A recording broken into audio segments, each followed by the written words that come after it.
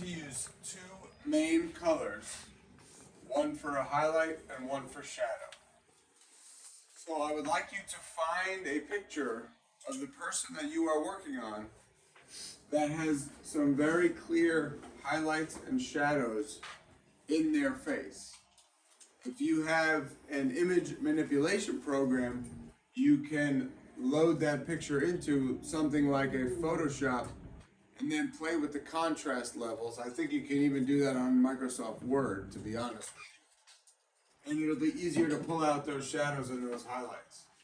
And what you're going to do is trace the outline of the face and of all the boundaries between those highlights and those shadows.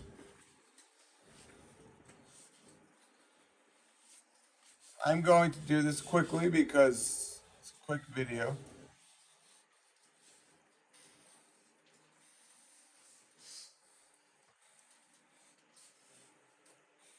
So I'm not necessarily outlining body parts. I'm outlining dark and light areas. You can add details later. Once you get the big dark and light areas determined, you can add details afterwards to make sure that it's noticeable. What is his eye? What is his nose? But when you get those big dark and light areas in, you create that illusion of three-dimensionality. And this is a very popular poster method. So we'll do probably three main colors, one for his hair, one for his shadows, and one for his highlights. His eyes are going to be dark, obviously.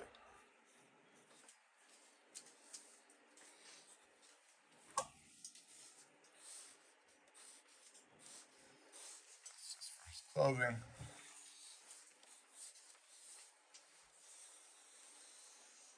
And just kind of fake it where we think the rest of his hair is.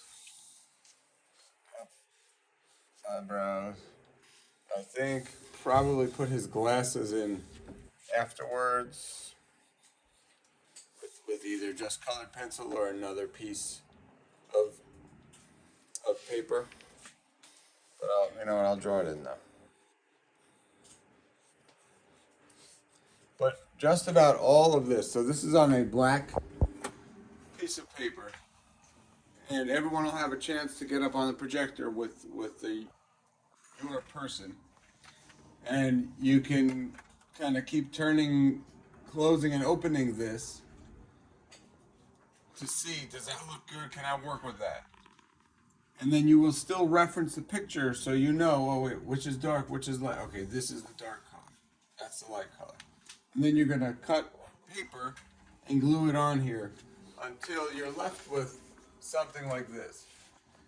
Now, I'd say they still have work to do. There's still details to add, but the general shapes of highlights and shadows are here, and it's ready to be a really good drawing.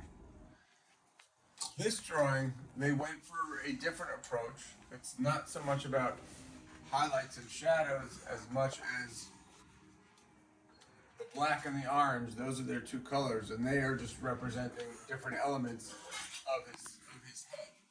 The orange is representing his skin, the black is representing hair and glasses. And it's very effective. If you want to try something like that, go for it. I think this is a very effective piece of artwork. It's very simple, very powerful. Those little teeny half moon shapes placed correctly gives a great indication of an ear. The way the black background just becomes his shirt, which becomes that black shape. It's one continuous black shape. It doesn't, with the exception of the ear, the background, the shirt, the hair, the glasses, the beard. It's all one continuous shape. Very, very effective piece of design. And it pops out against that yellow. So that is another way to attempt to solve this problem. Create this poster.